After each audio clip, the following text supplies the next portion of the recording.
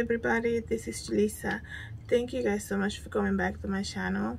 I needed to make this video, guys, and I hope to God that this video doesn't get blocked or that I don't get another strike on my channel. As you guys know, I'm a new channel. I don't even have 1,000 followers yet. I've already been censored many times, and you know, I had to delete some of my videos and I already got a strike. So I have to say this finding because it's so important. Before I begin, guys, the reason I'm saying that is because what I just found out makes a lot more sense now. And if you don't seek and ask and search, you will never know the truth, because it's very obvious that nobody's gonna come and tell you stuff. People want to hear what they want to hear, and you have another session of, you know, people in power, you guys know who I'm talking about, who pick and choose what they should tell the public and things like that. So I wanted to say that before. Also wanted to say, please subscribe to my channel, share this video. I want to show you guys a video. It's actually downloading this. If you see me looking down, I'm waiting for a download. Because of this finding that I just learned about. Let me just help the camera here a little bit. And as you guys can see, I'm here in my studio. It is Saturday, July 10, 2021. Thank you so much for coming back to my channel. So apparently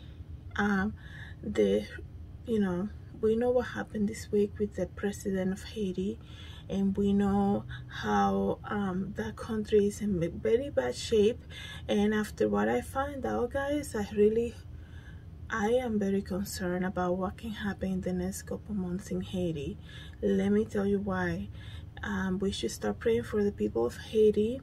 The fact that the Dominican Republic closed the border immediately, these people I feel like they're basically trapped in their own country. And the reason I'm saying that is that even though they might be there with a chaotic situation that they're going through right now, these people are gonna let somebody else take over themselves. And we are living in pandemic days, and please bear with me because I have to be so careful of the words that I use here in this channel. So I want you guys to research on your own. I'm just going to tell you what I found. I'm letting you know this information is out there. You just have to see it. And if this video is finished downloading, I'm going to show you a little bit of the clip that I found out of an interview that the president who was just assassinated of Haiti this week, he gave about the condition of the pandemic affecting the people of Haiti. And we all know how vulnerable Haiti is, and we say that because it's a very poor country. It's a country that always had needed help throughout history, and you know, they have some issues and things like that. And what I was saying earlier this week, and I'm holding because I want you guys to understand what I'm saying. What I was saying earlier this week about when you're always in need of help, in the sense of, some people, let's just say, the housing development were created to help you during a time of need, but it's not for you to live there for 50 years. You know what I mean? Like, if you're constantly needing help like that, besides being like, if you have a medical condition, things like that, but when you're always needing help like that, slowly but surely you're giving away some type of power, because whoever is helping you is going to feel like they own you, because you always come to them for the need. So last night I said Haiti had asked the person in charge in this country to send help to deal with the crisis after losing their president. But let me just tell you guys something. We all know what's happening in this country and many other countries, and all the incentives that they're giving out for you to go ahead and get your first and second dosage. You guys know what I'm talking about and where I'm heading with this. Putting that information out there, we can look at every other country in this world, how much emphasis is being used for people to go ahead and get their first and second dosage. The incentive is a big red flag. The fact that people have worked at a company for a long time and they're losing their jobs because they're not being allowed to stay because they don't go and get the first and second dosage is another red flag. The plans that they might have in the next couple months to track everybody to go door to door, because that was already in the news. They're gonna go door to door, knocking on your door to see if you want to take it there or if you're already taking it. Besides all of that, guys, I learned something today that woke me up. Like, this week has been crazy because I have waking up with the news, something about Haiti, and it's really got me very, like, I couldn't believe it. The fact that they killed the president, the fact that was a big red flag to me. The fact that the bodyguards of the president, none of them have been injured. And the reason I'm saying that, not that I want them to have been injured, nothing like that, but when you're protecting the leader of a nation and he gets attacked at 2 in the morning in his home, something's going on, okay? And when somebody's in charge, there's always going to be opposition. That's just how life is. Some people vote for you, the other half might not like you, and always going to have some people that are against you. And we can take that story and say maybe this is why he got assassinated, whatever.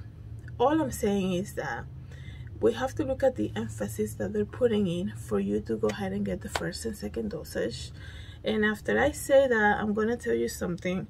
We all know what Haiti is. You know, we all know the struggle they've had throughout history. But I'm looking here at the statistics and the number of how this whole pandemic has affected Haiti. And this is like shocking. And I'm going to tell you the numbers because I want you guys to do your research also. I'm not just sitting here giving you information randomly. I would never do that. You know, I learned about this and I did research. This is why I'm making this video now. There's no way I would have come here in my channel and give you information if it wasn't true, if it's something that you cannot have access to it. Go ahead and search for yourself, okay? Let me just tell you some numbers about throughout this whole year that we've been dealing with this pandemic, what the numbers are. So here in the US, they had so far 33.8 million cases of the pandemic. You guys know what I'm talking about. 606,000 deaths, okay? In Brazil, they had 90 million cases and they had 16 million point 8 recovery, 532,000 deaths, okay? We're talking about millions here and thousands of people. In France, they had so far 5.79 million cases, 111,000 deaths. Now I'm going to tell you the numbers for Haiti. In Haiti, in total, they had 19,220 cases.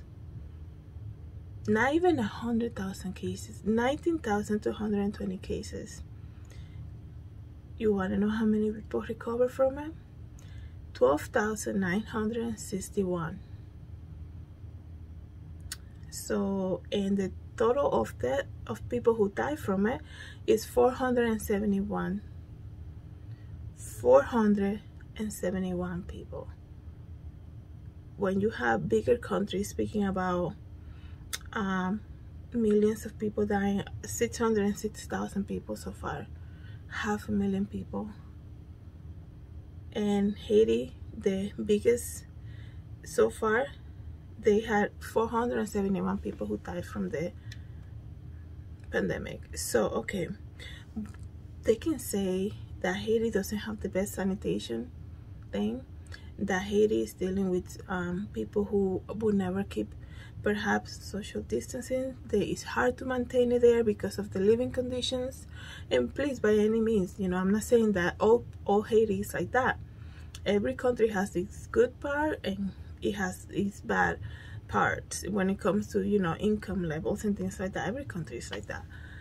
So in this interview that I found, now that we know the numbers, in this interview that I found, a couple months ago, the president of Haiti, who just got murdered this week, right?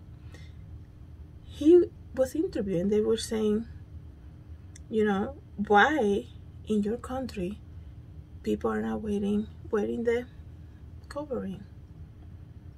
Why in this country people are not keeping the social distance? And then he explains how, you know, he said a lot of things, how he believes that the people over there have some type of connection with nature and things like that. But I feel like the case that happened with him is the fact that he didn't follow along. And I hope you guys know where I'm coming from here. When you see every country basically following each other on what they're gonna do, and the tracking system that they're using, and the incentive, and all of these ideas. But there's one country, perhaps one of the most poor country of all of them, is saying, no, we're not gonna do that. And this week his president, the president of that country, got assassinated in his home. And there's no bodyguard that can say, oh, you know, I got injured trying to protect the president. So what's happening here? Let's find the motive, right? And thank God for this interview. You know, I'm looking at it, the video is not downloaded. I'm gonna do my best to put a little clip of it here. I'm just saying, guys, you have to look at it for yourself. So in this interview, he also mentioned the fact that he's not gonna force his people to go and get the first and second dosage. That's another thing that the former president who just got killed this week said. And, you know,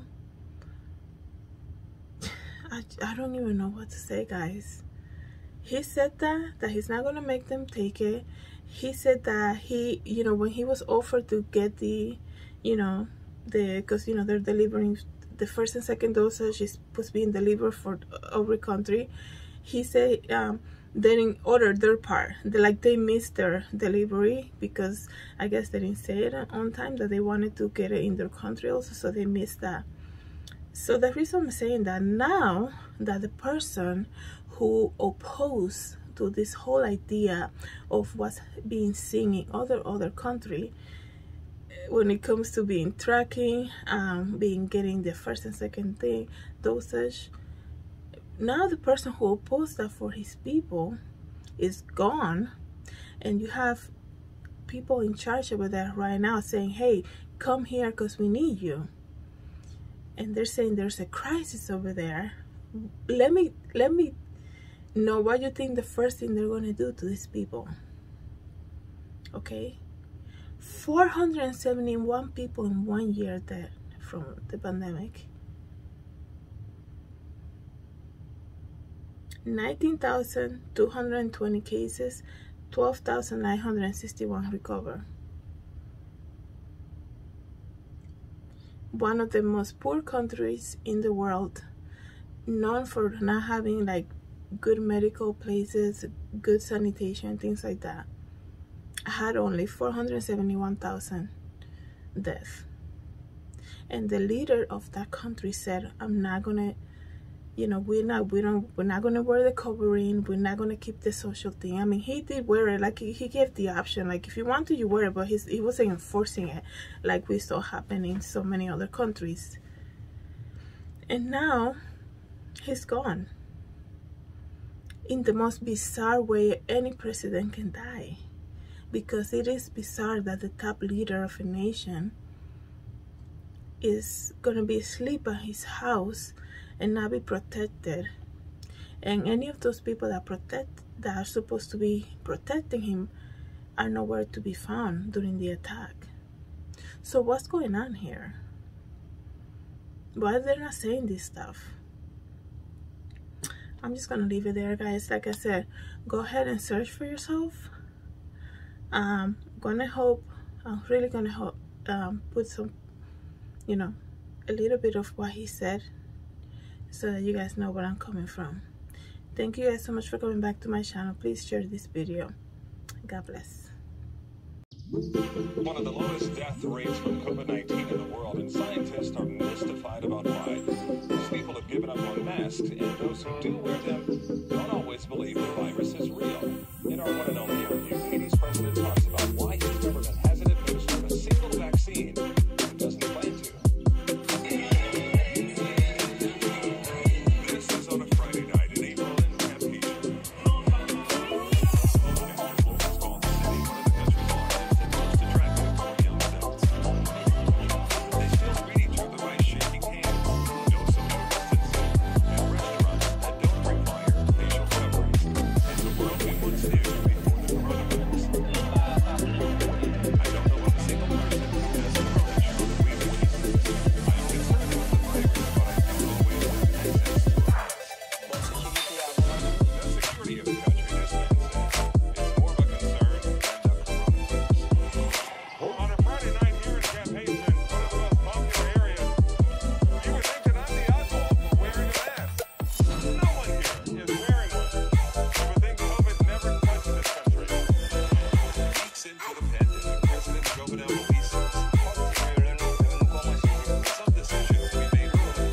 Decided to completely shut down the country for 4 months.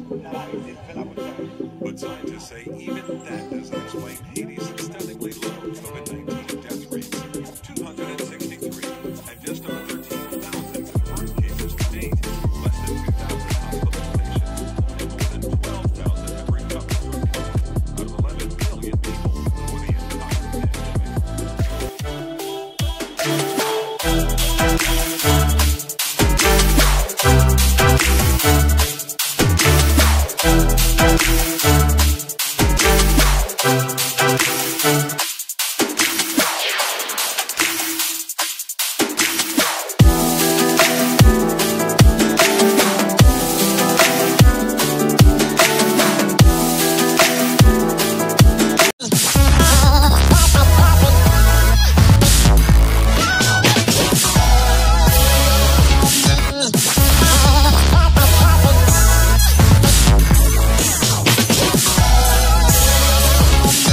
For watching my channel.